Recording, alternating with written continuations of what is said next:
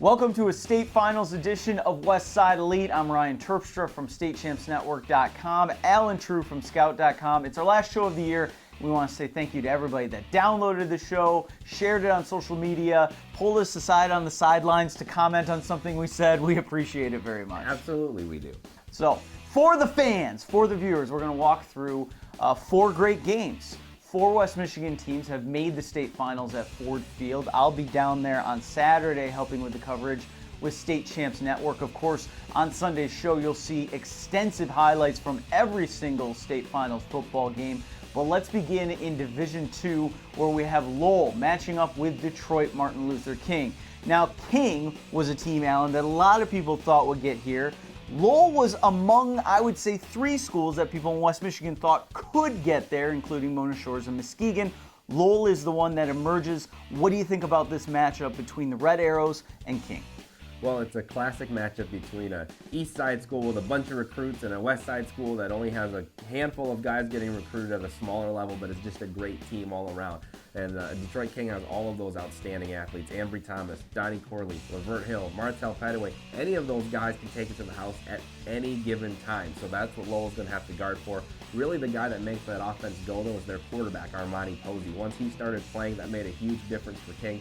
I think, though, that there's this thought that Lowell can't win a track meet. Lowell's won a lot of track meets in the season. They had 2 games against Walled Lake Western, one that they lost but kept up in, and one that they just won where there were a ton of points scored. Walled Lake Western has a bunch of skilled athletes too, and Lowell did a great job of playing those guys last week. So I really think Lowell can win this, even if it turns into a shootout. One thing that is going to be key for Lowell is going to be Ryan Stevens, their quarterback. He ran for 3 touchdowns and he passed for 3 touchdowns in that semifinal win against Walled Lake Western. One thing that's impressed me a lot, Allen, is that Lowell's always been a power team. Max Dean and those running backs, Derek Massey, their line, they've always been good at that. But Stevens this year has taken that next step. His connection with Gabe Steed has just been tremendous for them. Their offense looks totally balanced and very, very powerful. Yeah, Stevens has been outstanding this year. Steed gets a lot of the headlines, and deservedly so, but I think Stevens has been a big part of that this year. And you have to credit their coaching staff for coaching to the strengths of their players and not just making those guys necessarily fit their system. It's going to be big for them this week. I think King's going to put Lavert Hill on Steed, try to take him out of the game. There's a couple other guys on that team that can make plays, though, and I think those other second and third options are going to have to be big for Stevens this week. I think it's going to be a showdown. In fact, a lot of people are looking at that game as being the best game in terms of just an audience or from a viewer's standpoint this coming weekend. We move down to Division 4, and that's where Zeeland West, the anointed ones, did make it all the way to Ford Field. Want to give the Ducks some love because while they did steamroll through some playoff matchups, they also won some big tests. It's all about the run game, Allen, as it always is with Zeeland West. Yeah, absolutely. That's where it all starts with the wing T. They had a tough game against Unity the week before. They came out last week, no low off of that. They really took it to Forest Hills Eastern, and their running back, Darius Parisi, outstanding season. Very fast guy. Maybe a different guy than some of the last few tailbacks they've had. They usually have had some bigger kids that move the pile. This kid's a smaller, faster kid, a great track athlete, and that speed and that wing T has really been dangerous for opponents. Yeah, they do still have some of those road graders. Thompson, Gehring, they both have moved the pile for Zeeland West, but Parisi is interesting. 1,700 yards, 28 touchdowns through their first 11 games this season. The Ducks have this big play potential. In fact, the third play of the semifinal game, he took it 71 yards. That really has them as a heavy favorite. I like Zeeland West to win a title this weekend. I do too, as always. They've done a great job with the offensive line. Those guys don't get named a lot, but those kids do an outstanding job. And then defensively, they have a couple of outstanding players up front. Zach Van Valkenburg, to me, is one of the best players in the state that doesn't often get mentioned. Those are 2 guys to watch out for in that game. And as a fellow Dutchie, Van Valkenburg, maybe the Dutchest name ever, but congratulations to the Ducks. One division below them, a little bit of a Cinderella story, though not from a typical Cinderella. Grand Rapids West Catholic wins state championships. They've won the last 2 in a row, and they're looking for a third. It's an incredibly surprising season for them just because of what they lost from last year, Allen, but it's not surprising to see them win big games, and that game against Lansing Catholic was the epitome, in my mind, of a program win. Absolutely. They started off 1-2, and Coach Roan and his staff did a great job of keeping those kids focused. The kids really circled the wagons, and they've made an outstanding run here through the playoffs.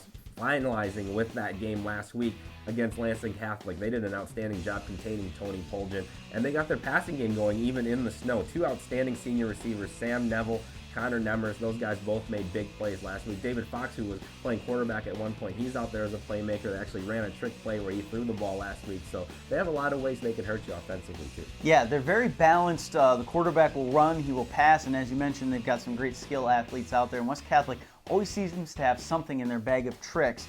Now, you and I saw River Rouge get to the Division V final with that upset over Ida. I like West Catholic in this one again, Allen, to win a state title for West Michigan. I like West Catholic as well. River Rouge does have a couple outstanding athletes. They actually have a sophomore defensive back named Reggie Pearson that already has a couple of scholarship offers at this early time. So he's going to get a good test with that West Catholic wide receiving core that we just talked about. But I like West going into this one as well. We'll go down to Division VIII, another school that's looking to win its third consecutive state championship. That is Muskegon Catholic. They won one under Mike Holmes. Steve Zerwan steps in. He wins one his first year. His second year, they are right back at it, and they're looking very, very strong, as they typically do this time of year. Allen, All-State for Division VIII, I should say, came out, and a couple of linemen that maybe don't get the pub that they should, but Nate Jones and then also Jacob Holt named to the All-State team, and they are big two-way players for Catholic. Absolutely. Maybe they don't get a lot of pub, but you gave Jacob Holt some love, I think, recently on this show. So he probably influenced the voters, maybe. He might have done that. And you know, the other guy that didn't make the team with them that has had an outstanding season is Tommy Scott. His brother Tommy Scott had a big game last year at Ford Field.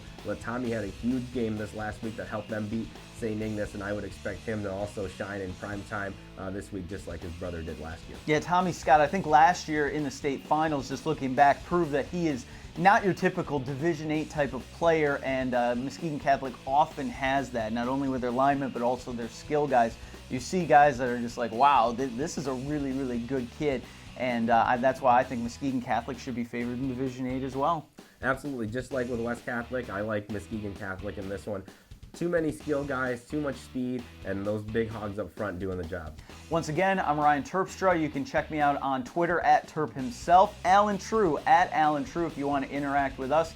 We'll be giving you coverage of the state finals this weekend. And of course, tune in to State Champs on Sunday, 9 a.m. We will have a full recap of everything that goes down Friday and Saturday. Follow us online at StateChampsNet if you want to see the latest on all these football games. Thanks for a great season, everybody. It's been fun. Hope to stay in touch and see you next year. Once again, for Allen Trieu, I'm Ryan Terpstra, and thanks for the download.